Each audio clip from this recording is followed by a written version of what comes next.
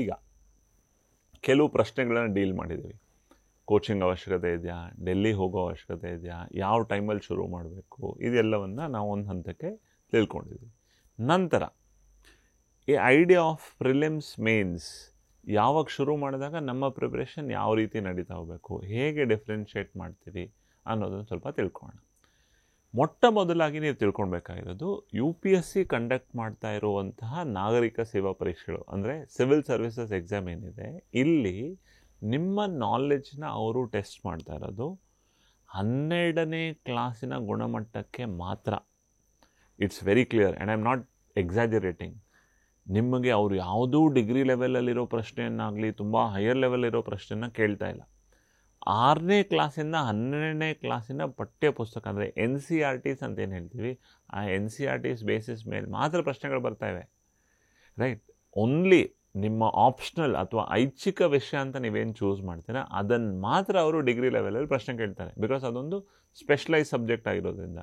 ಅದು ಬಿಟ್ಟು ನೀವು ಪ್ರಿಲಿಮ್ಸಲ್ಲಿ ಅಟೆಂಪ್ಟ್ ಮಾಡೋ ಜನರಲ್ ಸ್ಟಡೀಸ್ ಆಗಲಿ, ಮೇನ್ಸಲ್ಲಿ ಅಟೆಂಪ್ಟ್ ಮಾಡೋ essay ಅಥವಾ 4 ಪೇಪರ್ ಜನರಲ್ ಸ್ಟಡೀಸ್ ಆಗಲಿ, ಎಲ್ಲವನ್ನೂ ಕೂಡ ಬರೀ 6ನೇ ಕ್ಲಾಸಿಂದ 12ನೇ ಕ್ಲಾಸಿನ ಹಂತಕ್ಕೆ ಅವರು ಪ್ರಶ್ನೆ ಕೇಳ್ತಾರೆ.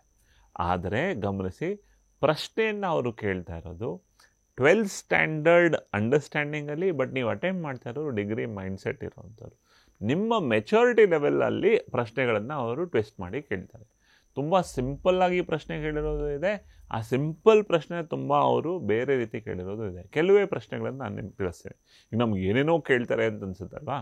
ಈಗ ನಾನು ಕೆಲವು ಪ್ರಶ್ನೆಗಳನ್ನು ಹೇಳ್ತೀನಿ ನೋಡಿ.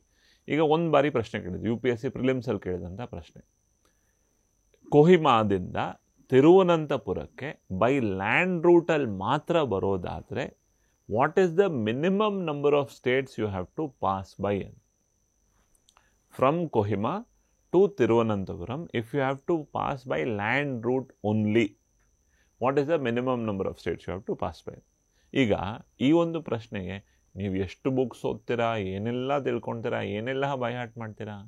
ಇಲ್ಲಿ ಕೇಳಿರೋದೇನು, ಕೊಹಿಮಾದಿಂದ ತಿರುವನಂತಪುರಕ್ಕೆ ಬರಬೇಕು, ಲ್ಯಾಂಡ್ ರೂಟಲ್ಲಿ ಮಾತ್ರ ಬರಬೇಕು, ಮಿನಿಮಮ್ ನಂಬರ್ ಆಫ್ ಸ್ಟೇಟ್ಸ್ ಎಷ್ಟು? ಇದಕ್ಕೆ ನಾನೊಬ್ಬ ದೇಶದ ನಾಗರಿಕನಾಗಿ ನನಗೆ 20-21 ವರ್ಷ 22 ವರ್ಷ ವಯಸ್ಸಲ್ಲಿದ್ದು ನನ್ನ ದೇಶದ ಬಗ್ಗೆ ನನಗೆ ಬೇಸಿಕ್ ಅರಿವಿರಬೇಕು. ಕೊಹಿಮಾ ಎಲ್ಲಿ ಬರುತ್ತೆ? ಈಶಾನ್ಯ ರಾಜ್ಯಗಳಲ್ಲಿ ನಾಗಾಲ್ಯಾಂಡಿನ ರಾಜಧಾನಿ ಕೊಹಿಮಾ. ತಿರುವನಂತಪುರಂ ಎಲ್ಲಿ ಬರುತ್ತೆ? ಕೇರಳದ ರಾಜಧಾನಿ ತಿರುವನಂತಪುರಂ.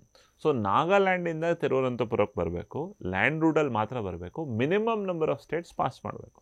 ಆಗ ನನ್ನ ದೇಶದ ಭೂಪಟದ ಬಗ್ಗೆ ನನಗೆ ಅರಿವಿರಬೇಕು. ಯಾವೆಲ್ಲ ರಾಜ್ಯಗಳು ಎಲ್ಲೆಲ್ಲಿ ಬರ್ತವೆ, ಎಷ್ಟು ಮಿನಿಮಮಲ್ಲಿ ನಾನು ಬರ್ಬೋದು ಅಂತ ನನಗೆ ಐಡಿಯಾ ಇರಬೇಕು. ಇಷ್ಟನ್ನು ಮಾತ್ರ ನೀವು ತಿಳ್ಕೊಳ್ಬೇಕಾಗಿರೋದು. ಈ ಐಡಿಯಾನ ನಿಮ್ಮ ಪ್ರಿಪ್ರೇಷನಲ್ಲಿ ನೀವು ಗಳಿಸ್ಕೊಳ್ಬೇಕಾಗುತ್ತೆ.